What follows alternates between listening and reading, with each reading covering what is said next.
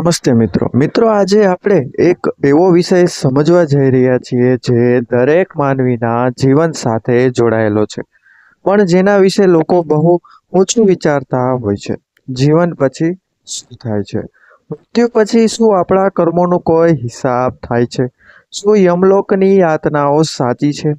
અને સૌથી મહત્વની વાત, શું આપણે જીવતા જીવ આ યાતનાઓથી બચી શકીએ? મિત્રો, હિન્દુ ધર્મના પ્રાચીન અને રહસ્યમય ગ્રંથ ગરુડ પુરાણમાં આ તમામ પ્રશ્નોના ઊંડાણપૂર્વકના જવાબ આપવામાં આવ્યા છે.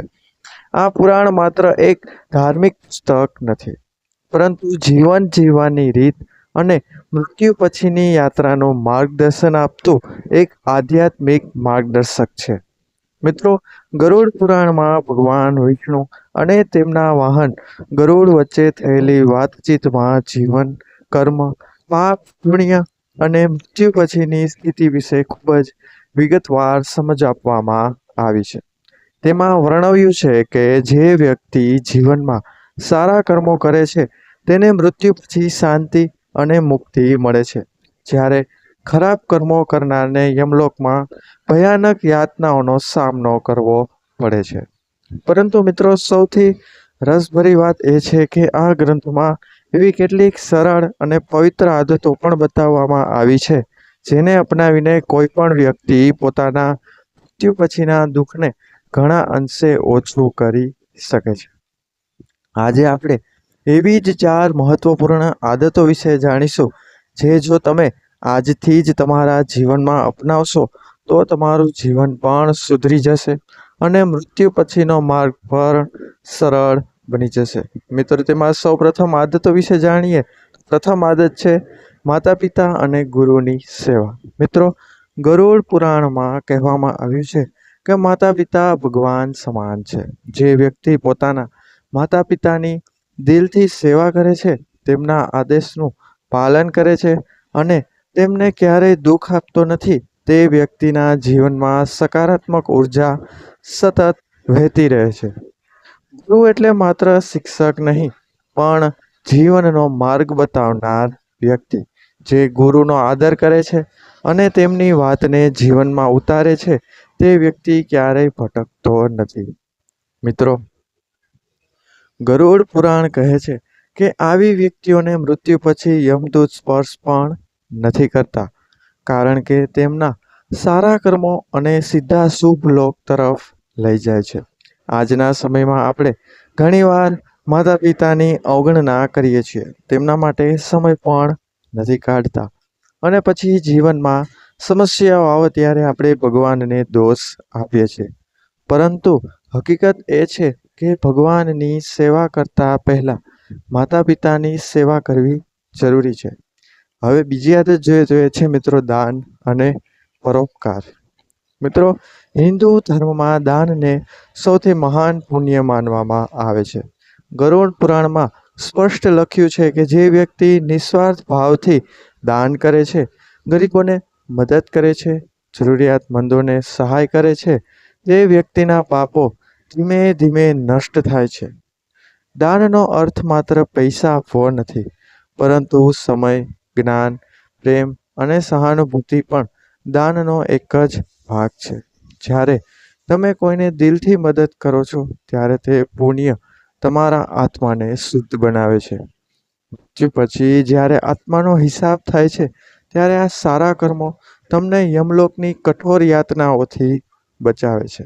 ઘણા લોકો દાન કરે છે પણ નામ માટે કરતા હોય છે, શો ઓફ દેખાવ માટે કરતા હોય છે, પ્રસિદ્ધિ માટે કરે છે.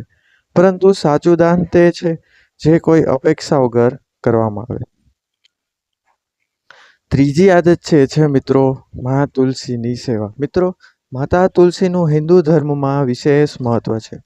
તેને ભગવાન વિષ્ણુની પ્રિય માનવામાં આવે છે.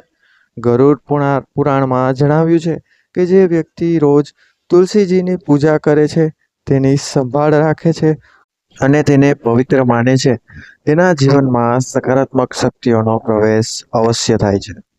તુલસી માત્ર એક છોડ નથી, તે આધ્યાત્મિક ઉર્જાનો સ્ત્રોત છે. કહેવાય છે કે જ્યારે આવી વ્યક્તિનું મૃત્યુ થાય છે ત્યારે વિષ્ણુના દૂત પોતે તેને લેવા આવે છે અને તેને યમલોકમાં જવું પડતું નથી. આ વાત સાંભળવામાં ભલે અદ્ભુત અને થોડી વિચિત્ર લાગે, પરંતુ તેનો અર્થ એ છે કે જે વ્યક્તિ આધ્યાત્મિક રીતે શુદ્ધ છે તેને કષ્ટદાયક માર્ગમાંથી પસાર થવું પડતું નથી. મિત્રો, તુલસીની સેવા દ્વારા તમે તમારા ઘરમાં પણ સકારાત્મક વાતાવરણ બનાવી શકો છો. ચોથી અને સૌથી મહત્વપૂર્ણ આદત છે સત્ય અને ધર્મનું પાલન. મિત્રો, ગરુડ પુરાણમાં કહેવામાં આવ્યું છે કે સત્યથી મોટું કોઈ ધર્મ નથી. જે વ્યક્તિ સત્ય બોલે છે, ઈમાનદારીથી જીવન જીવે છે અને હંમેશા યોગ્ય માર્ગ પર ચાલે છે, તે વ્યક્તિને જીવનમાં ભલે થોડી મુશ્કેલીઓ આવે, પરંતુ અંતે જીત તેની જ થાય છે. આજના સમયમાં લોકો ઝડપથી સફળ થવા માટે ખોટા રસ્તા અપનાવે છે, પરંતુ તે ભૂલી જાય છે કે દરેક કર્મનો હિસાબ એક દિવસ જરૂર થાય છે. મૃત્યુ પછી જ્યારે આત્મા યમરાજ સમક્ષ પહોંચે છે, ત્યારે તેના દરેક કર્મનું મૂલ્યાંકન થાય છે. જો તમે સત્ય અને ધર્મનો માર્ગ અપનાવ્યો હોય તો તમારે ડરવાની જરૂર નથી. મિત્રો, આ 4 આદતો માત્ર ધાર્મિક વાતો નથી, પરંતુ એક સુંદર જીવન જીવવાની ચાવી છે. જો તમે માતા પિતાની સેવા કરશો, દાન અને પરોપકાર કરશો, તુલસીની સેવા કરશો અને સત્ય તથા ધર્મનો માર્ગ અપનાવશો, તો તમારા જીવનનું શાંતિપૂર્ણ બની જશે અને મૃત્યુ પછીનો માર્ગ પર સરળ બની જશે. જીવન એક મુસાફરી છે અને મૃત્યુ એ તેનો અંત નથી, પરંતુ એક નવી શરૂઆત છે. તેથી આજે જ નક્કી કરો કે તમે તમારા જીવનને સારા કર્મોથી ભરી દેશો, કારણ કે અંતે પૈસા, સંપત્તિ કે પ્રસિદ્ધિ કંઈ પણ સાથે નથી જતું. માત્ર તમારા કર્મો જ તમારા સાથે જાય છે.